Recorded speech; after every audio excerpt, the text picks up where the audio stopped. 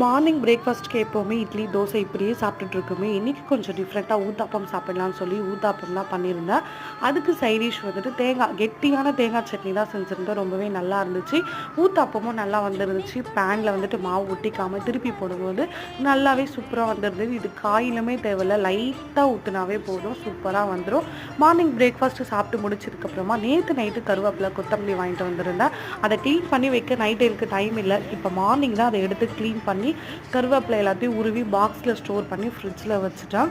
கொஞ்சமாக கொத்தமல்லி எடுத்து லவ் பேர்ட்ஸ் கூட்டில் வச்சுட்டு வந்துட்டேன். ஏன்னா கொத்தமல்லினா லவ் பேர்ட்ஸ்க்கு ரொம்பவே பிடிக்கும்.